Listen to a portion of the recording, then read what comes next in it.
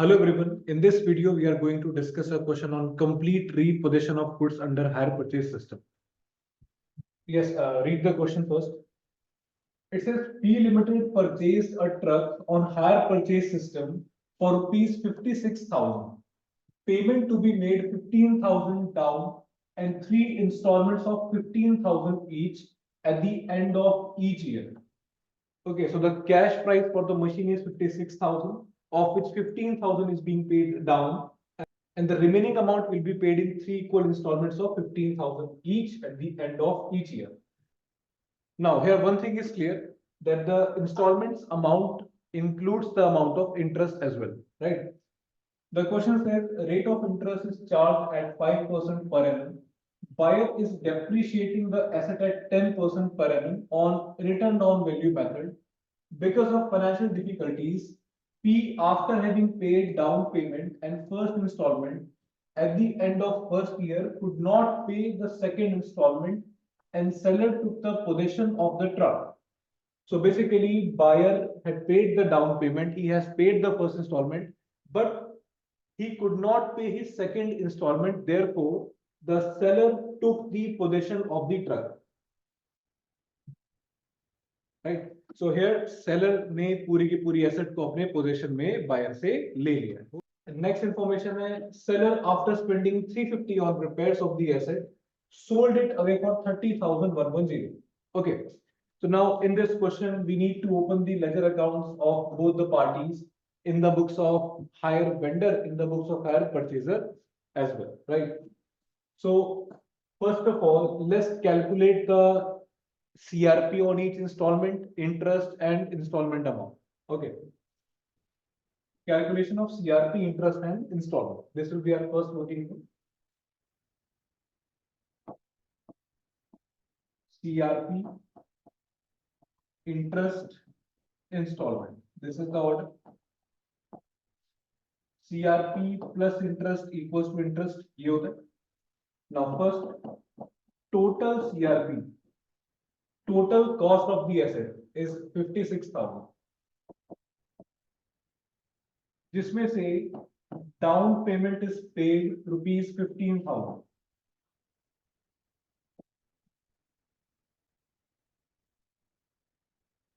So the balance left is 41,000, जिसे हम आगे 3 इंस्टॉलमेंट्स में पे करेंगे, राइट? इंस्टॉलमेंट नंबर 1,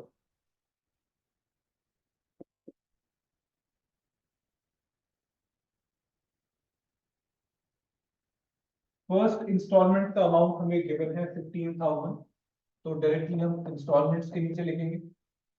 और इंटरेस्ट अब कैसे कैलकुलेट होगा? तो इंटरेस्ट हमेशा बैलेंस पर कैलकुलेट होता है, विच मींस 41,000 पर, और कितना परसेंट का इंटरेस्ट है? 5% का इंटरेस्ट, राइट? तो 41,000 के ऊपर 5% का इंटरेस्ट विल बी 2050.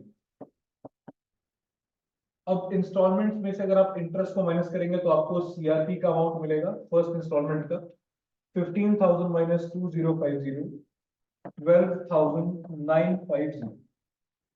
अब फर्स्ट इंस्टॉलमेंट देने के बाद बैलेंस कितना बचा? 41,000 माइनस 12,950, 28,050. करेक्ट?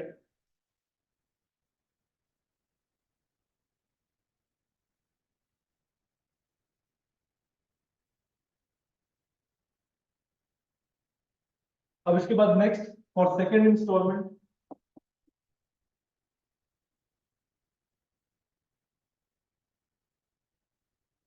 यहां पर भी इंस्टॉलमेंट का अमाउंट सेम रहेगा 15,000, और इंटरेस्ट अब किसके ऊपर निकालेंगे? जो फर्स्ट इंस्टॉलमेंट देने के बाद बैलेंस बचा, यानी 28,050. 28,050 का 5% 1402. और आप इंस्टॉलमेंट में से अगेन इंटरेस्ट को माइनस करेंगे तो सेकंड इंस्टॉलमेंट का सीआरपी हमारे पास आ जाएगा 15,000 माइनस 1402, तो कितना आ गया? 13,598. करेक्ट?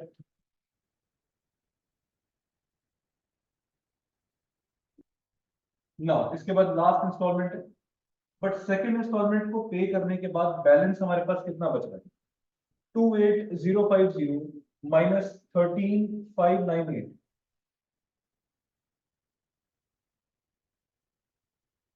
14452।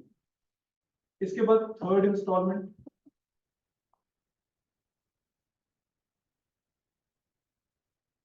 थर्ड इंस्टॉलमेंट तो उतने की ही दी जाएगी जितने का बैलेंस बचा है, क्योंकि इसके बाद तो और कोई पेमेंट होनी नहीं है। तो 14452, और इंस्टॉलमेंट का अमाउंट फिक्स था, 15,000 की 3 इंस्टॉलमेंट जाएंगी, तो वो तो एज इट इज रहने वाली है। तो अब यानी इसके बीच का जो डिफरेंस बचा वही आपका इंटरेस्ट है। ठीक है, यहाँ पर आपको लास्ट इंस्टॉलमेंट का इंटरेस्ट कैलकुलेट करने की जरूरत नहीं है, आप सीधे डिफरेंस निकाल देंगे लास्ट इंस्टॉलमेंट का सीआरपी माइनस इंस्टॉलमेंट का अमाउंट। सो 15,000 माइनस 14, सो 15,000 माइनस 14,452, बैलेंसिंग फिगर इंटरेस्ट आपका कितना आ जाएगा? 458। ठीक है, फिर इन सबका टोटल करेंगे।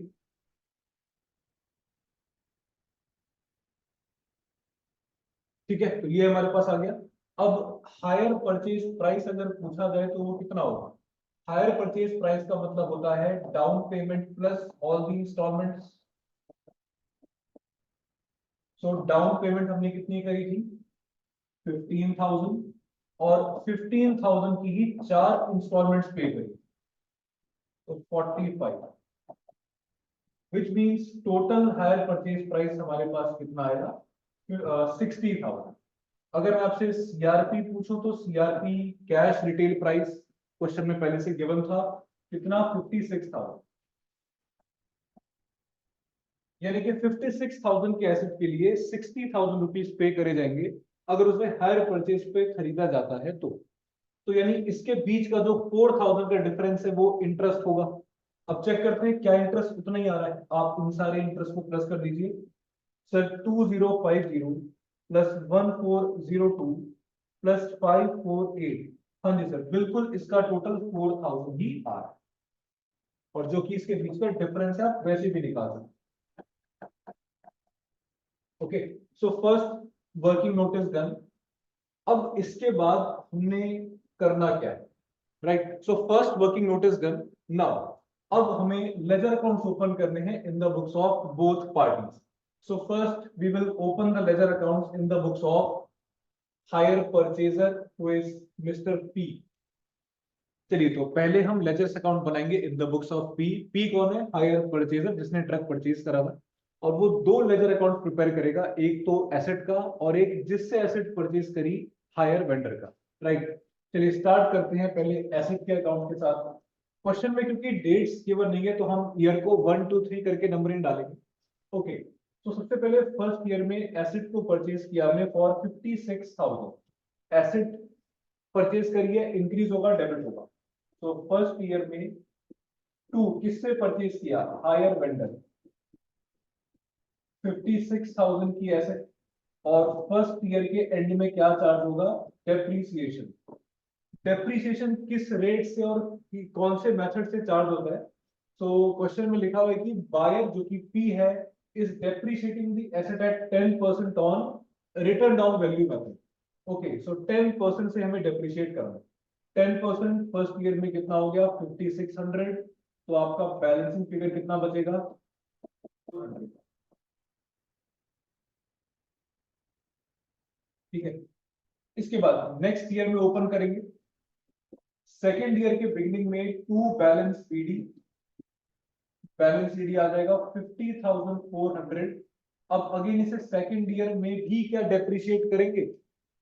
सर पेमेंट में डिफॉल्ट कब हुआ? ध्यान दीजिएगा, पेमेंट में डिफॉल्ट हुआ है। पेमेंट में डिफॉल्ट कब हुआ इस बात पे ध्यान दीजिएगा। यहां पर after having paid the down payment and first installment at the end of the first year, he could not pay second installment.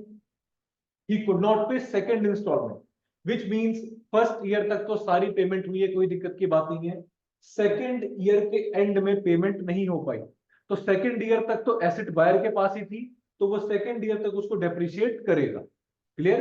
क्योंकि सेकेंड ईयर तक एसेट उसके पोजीशन में ही थी। राइट, तो हम लिखेंगे यहां पर बाय डेप्रिसिएशन।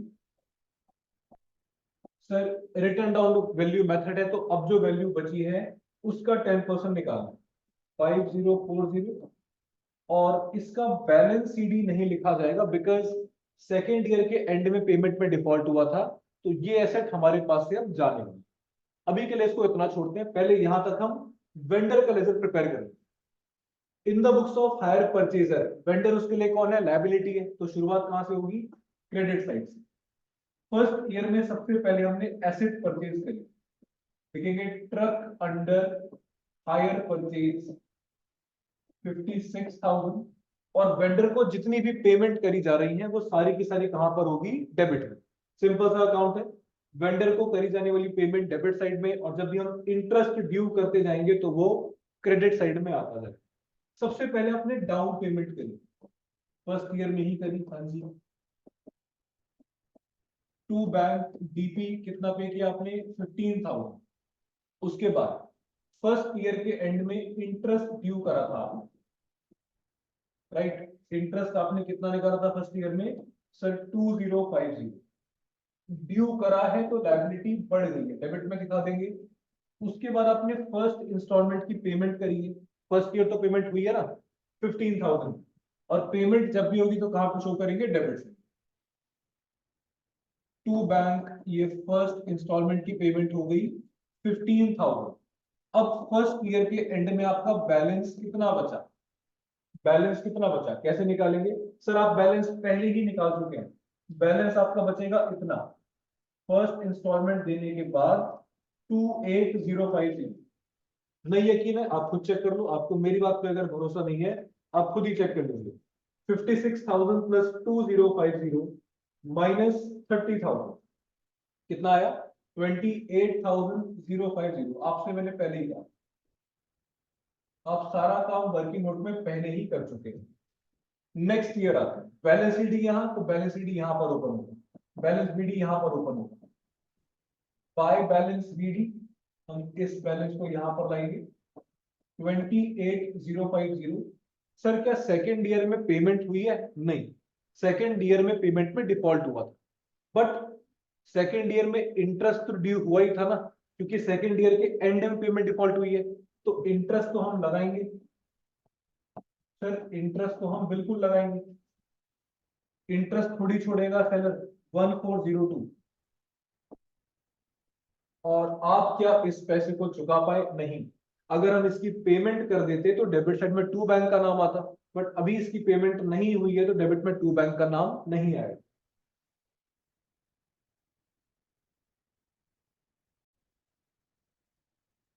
हाँ जी, तो क्योंकि सेकेंड ईयर में पेमेंट में, हाँ जी, तो क्योंकि सेकेंड ईयर के अंदर पेमेंट में डिफॉल्ट हुआ है, तो अब यहाँ पर टू बैंक के प्लेस पर क्या लिखा जाएगा, टू बैंक के प्लेस पर सर आपके पास से क्या चला गया, आप लॉजिकली सोचो, सेकेंड ईयर के एंड में वेंडर को पैसे नहीं मिले तो वेंडर एसेट लेके चला जाएगा, चला जाएगा क्या, चला गया, क्वेश्चन में ऐसा लिखा हुआ है, पूरी की पूरी एसेट को ले गया।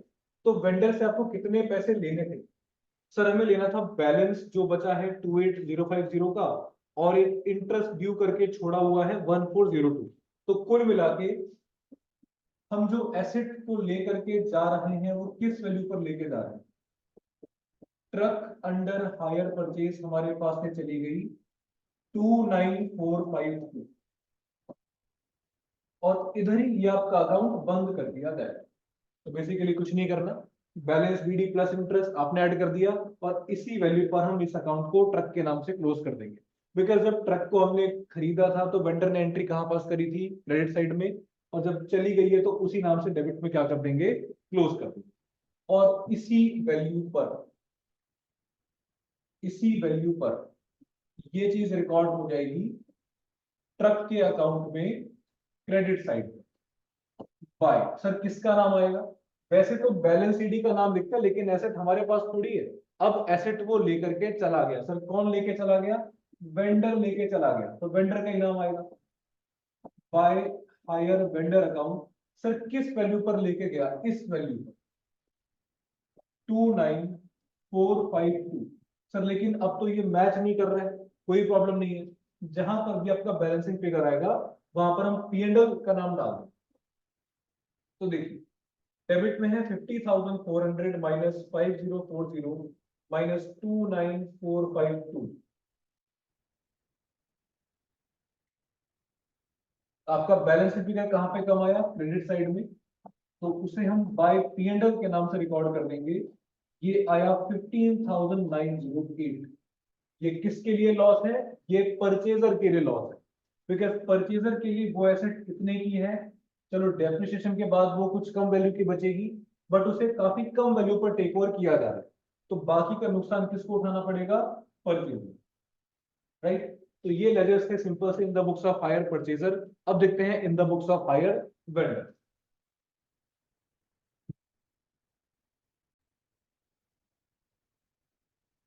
चलिए लेजर्स देखते हैं in the books of hire vendor. Okay, तो हायर वेंडर कौन कौन से लेजर्स प्रिपेयर करेंगे? सबसे पहले हायर परचेजर का, मतलब अपने को छोड़ के दूसरे का, और एक गुड्स रीपोजेस्ड का अकाउंट, बिकॉज सेलर ने गुड्स को अपने पोजीशन में लेके उसको फर्दर आगे सेल भी करा है किसी थर्ड पार्टी। फर्स्ट देखते हैं हायर परचेजर का अकाउंट। तो आपने जैसा account in the books of hire purchaser vendor का बनाया था, बिल्कुल इसी की मिरर इमेज है the account of hire purchaser in the books of hire vendor, बिल्कुल उल्टा। तो यहाँ पे आप क्या कर रहे थे? वेंडर को पैसे देने हैं, तो लायबिलिटी बढ़ रही थी क्रेडिट साइड में। जब पैसे दे रहे थे तो डेबिट में एंट्री हो रही थी। यहाँ उल्टा होगा, यहाँ पर आपको पैसे लेने हैं, एज डेटर अकाउंट प्रिपेयर किया जाएगा। तो सबसे पहले आपने एसेट को बेचा, बेचा तो आपकी एसेट बढ़ गई। फर्स्ट ईयर में आप क्या लिखोगे? Higher sales. 56,000 की ट्रक को आपने बेचा, इतने से आपकी एसेट बढ़ गई। फिर आपको डाउन पेमेंट मिली, पेमेंट मिलने से डेटर की वैल्यू कम होती है। बाय बैंक डीपी कितना आ गया? 15,000। फिर आपने इंटरेस्ट, फिर इंटरेस्ट ड्यू हुआ, तो इंटरेस्ट आपके लिए इस समय क्या है? एसेट है।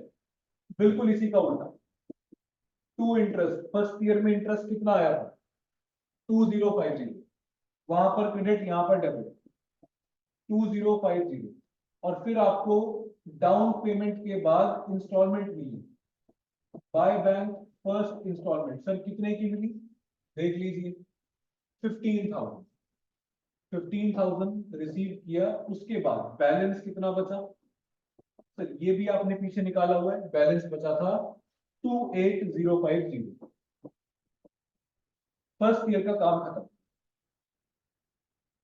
ठीक है, नेक्स्ट ईयर बैलेंस शीट बनेगा सेकेंड ईयर में। तो टू बैलेंस पीडी 28,050, और सेकेंड ईयर में इंटरेस्ट ड्यू हुआ था, और सेकेंड ईयर में इंटरेस्ट ड्यू हुआ था। कितना ड्यू हुआ था? सर 1402। यहां वही लिखेंगे। अब वही चीज दोबारा आ चुकी है। अगर सेकेंड ईयर में हमें पेमेंट मिलती, वेंडर को पैसे मिलते, तो आप यहाँ पे टू बैंक लिखते, बट यहाँ तो सेकेंड ईयर में पेमेंट में डिफॉल्ट हुआ है। तो अब आपको पेमेंट नहीं, अब आप बैंक नहीं लोगे, अब आप एसेट ही छीन लोगे। आई बात समझ में? तो आपने डेबिट में एंट्री किस नाम से डाली थी सेल करते समय? Hire sales. और अब वो सेल्स रिटर्न हो चुकी है, क्योंकि आपने वो सामान वापस मंगा लिया। तो आप उसे किस नाम से लिखेंगे? बाय, या तो लिखिए गुड्स रिटर्न या गुड्स रीपोजेस। गुड्स रीपोजेस ज्यादा अच्छा वर्ड है, तो हम यही लिखेंगे। सर यहाँ पर कौन सा अमाउंट आएगा? इन दोनों का सम। मैंने कहा ना, बिल्कुल इसी का मिरर इमेज है वो account, 29,452। Done, very simple. Now question में एक लास्ट लाइन लिखी हुई थी,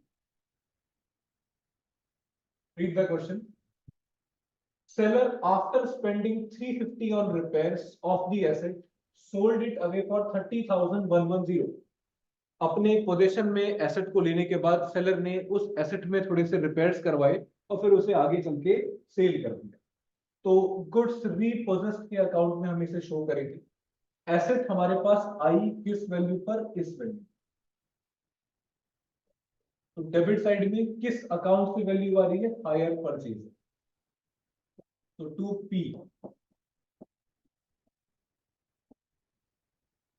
29,452। ठीक है, फिर हमने इसमें थोड़े से रिपेयर्स करवाए। डेबिट साइड में एक्सपेंस है और रिपेयर्स 350। चलिए जी, फिर आपने इस एसेट को सेल कर दिया, सेल करने से एसेट की वैल्यू कम होगी तो कहाँ रिकॉर्ड करेंगे? क्रेडिट साइड में। कितने में सेल किया? 3110। तो आप मुझे एक बात बताओ, ये एसेट आपके पास कितने की थी? सर 29452 पे हमने इस एसेट को वापस लिया, 350 के थोड़े खर्चे कर दिए, तो इस एसेट की वैल्यू बन चुकी है 29802। 29802 के एसेट को आपने बेचा 30110 में, तो आपको प्रॉफिट हुआ। कितने का प्रॉफिट हुआ? 308 का। तो आप उसे डेबिट साइड में रिकॉर्ड कर देंगे गेन ऑन रीपोजिशन के नाम से।